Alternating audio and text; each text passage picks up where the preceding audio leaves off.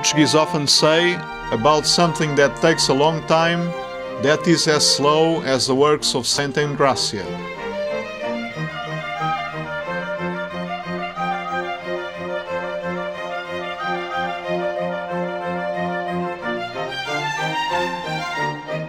The interior is overwhelming. Seen from above, we can become aware of its height, 60 meters high, and like in many other monuments of Portugal, the richness of marble of several colors, an attribute of the variety of marble in this country.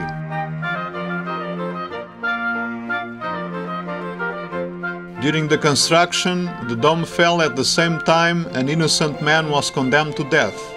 His last words were, "I am as innocent as you won't complete that dome anytime soon." Mother of God is a church of the 16th century with a rich decoration in gilded work that matches the glazed tiles on the walls.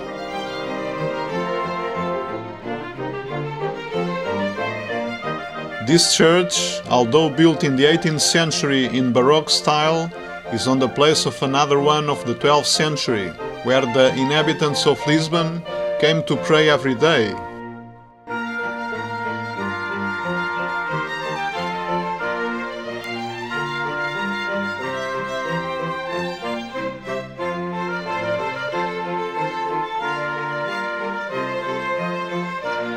At the peak of another hill, there is a church with an outstanding dome.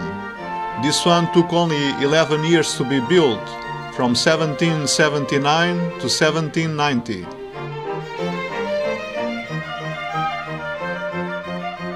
The interior is impressive with marble of various colors. The dome is elegant, but to go up there, 278 steps must be climbed.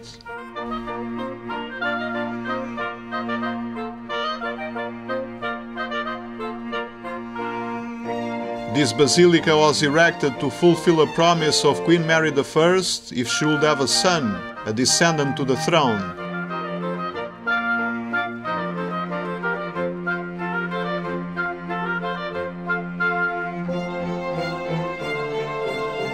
And the last homage we pay is to Saint Anthony.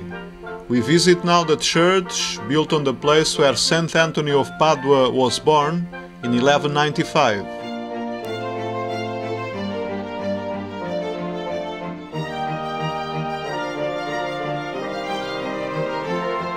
In the main chapel there is his statue, which comes out to the feasts of Lisbon every 13th of June of every year. This little church is known all over the world by the pilgrims dedicated to this saint, who helps lost cases and things and girls to find an husband.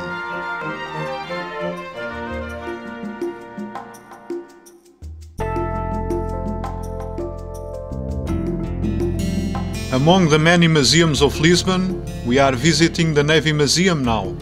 It is lodged in the huge former dormitories of the Hieronymites Monastery and on the place where Vasco da Gama started his 2 years long and dangerous trip to India.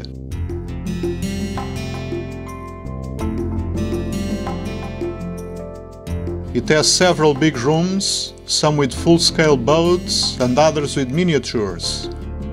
All kinds of boats are represented, from the merchant ships to war vessels.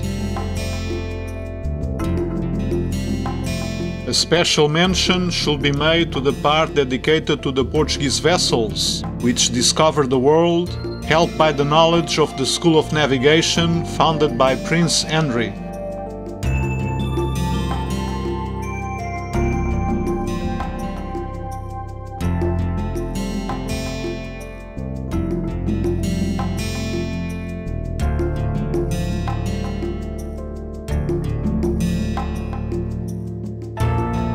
We have here replicas of the boats used by the Portuguese, like caravels and galleons. Famous navigators like Vasco da Gama, Magellan and Columbus used them. The caravel, which is largely attributed to the Portuguese navigations, is a light and fast vessel which could sail close into the wind because of the straight position of the sail and was often used in the discoveries. But then, to carry the merchandise, heavier boats were needed, like the galleon, which is also a war vessel. Pirates and other enemies were always after the merchandise brought on the Portuguese boats, like spices, gold, silver, ivory, precious stones, and so forth, were always on site of hostility.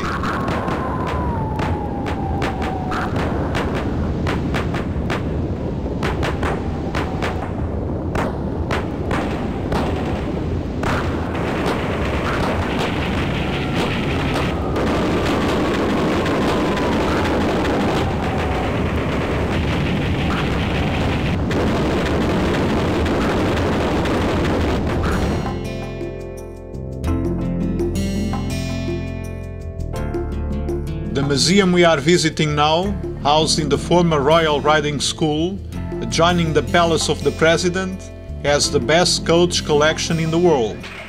There are 2 rooms with coaches, from the most ancient one in the world, of the 16th century, till one of the most recent, from the 19th century. There are berlines, sedan chairs, and other coaches from Portugal, Spain, France, Italy, England, and Austria.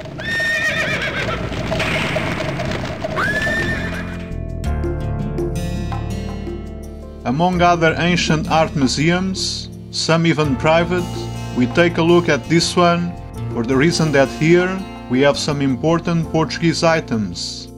The most important painting is Saint Vincent panels, painted in the 15th century, depicting the court with those who started the maritime discoveries.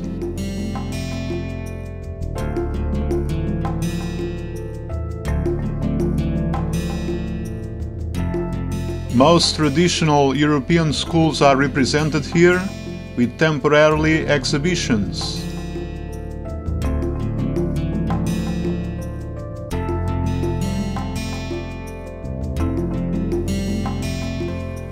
Let me show you the most ancient section of Lisbon, Alfama Quarter, the place where Lisbon started thousands of years ago. It's on the south slope of St. George Hill, facing the river, and the slideway means lots of stone stairways to go up and down.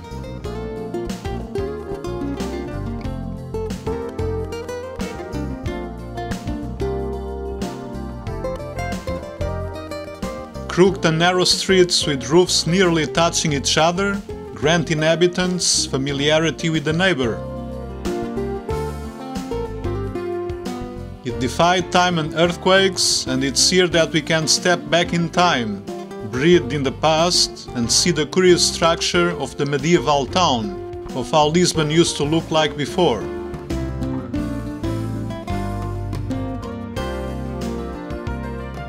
Some streets are so narrow that only one person can get through at a time.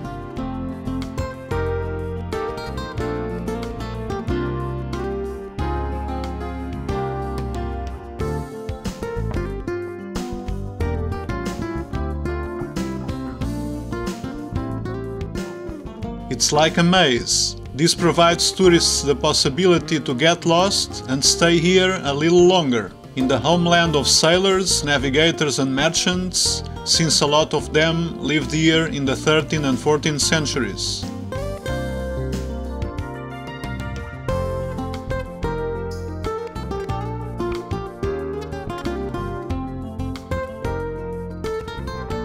In June, the quarter gets decorated with paper flowers for the celebrations of Saint Anthony, Saint John and Saint Peter, with the processions you saw before. It's when we feel the liveliness of the Portuguese, watching them dancing and listen to them singing and yelling in the streets.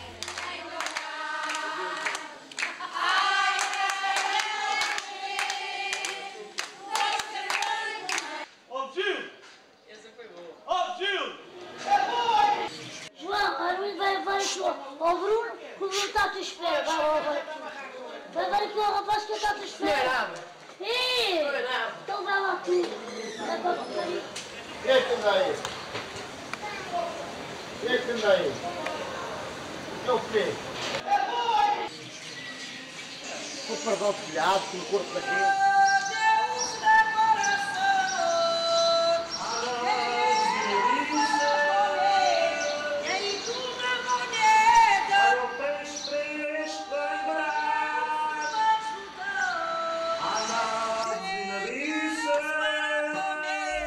Let us now see some trading areas.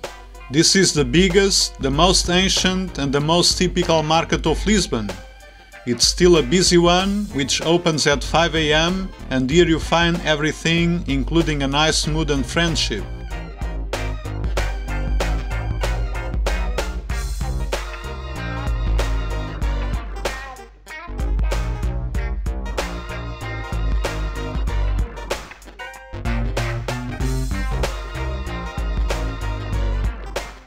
We also have a flea market since 1882, close by Saint Engracia's Church.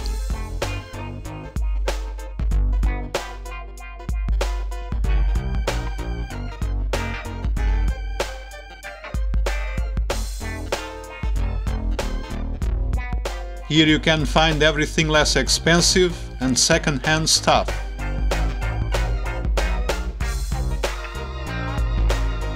In the traditional shopping area of Lisbon, close by the castle, shops are open since the time of the Romans, for more than 2000 years. It's all decorated with lights during Christmas time. Although shops close here by night, you can find many open till almost 12 PM in the many shopping malls every day, including Sundays and public holidays. We have some of the biggest in Europe.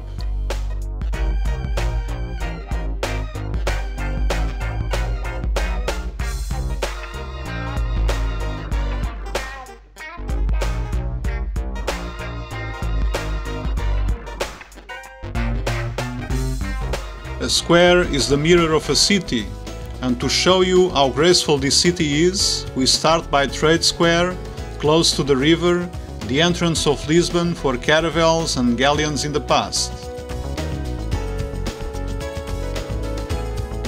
In the middle there is the equestrian statue of King Joseph. He was the king during the earthquake of 1755, since this square was rebuilt afterwards. This was the most famous square in the world in the 16th century, where King Manuel, who had his palace here, used to ride elephants in front of boats arriving from different parts of the world. Figueira Square is another in the heart of the trading area. Here is the statue of King John I, the one who stimulated the maritime Portuguese expansion.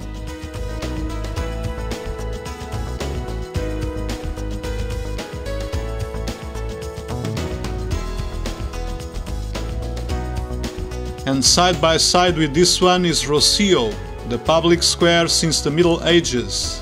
This is the heart of Lisbon for a long time. It was in this square that many important events took place, like feasts, bullfights, public executions, processions, revolutions. In front there is Queen Mary II Theatre, made in the 19th century in neoclassic style.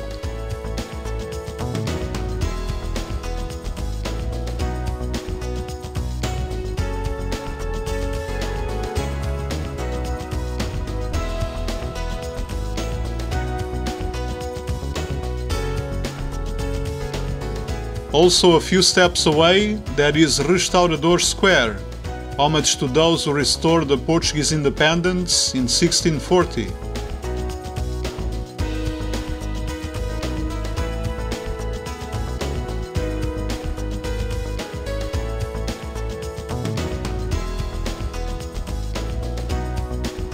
And we are going to leave the heart of Lisbon and take Liberty Avenue up north, and we arrive to Marquis of Pombal Square. There's a statue of the Marquis, who was a prime minister in the 18th century. He took care of the reconstruction of Portugal with a powerful iron will and a wrist of steel after the 1755 earthquake, one of the strongest, perhaps the worst, natural catastrophe in Europe.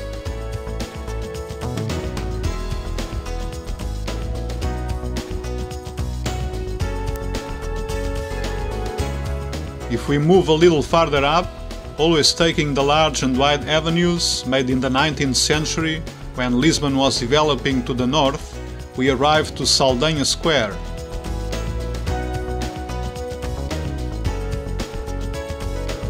there is a statue of Duke of Saldanha, who fought several battles for freedom and liberalism in Portugal. In this square starts Republic Avenue, one of the longest and widest in Lisbon, named in homage to the Portuguese Republic, which started in 1910 after the fall of the monarchy. We take this avenue to arrive to Entre Campos Square, which has a monument to those who fought in the Peninsular War.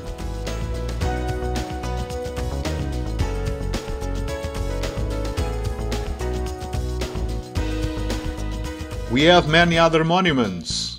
One is the aqueduct, dating from the 18th century, a work of genius, standing firm during the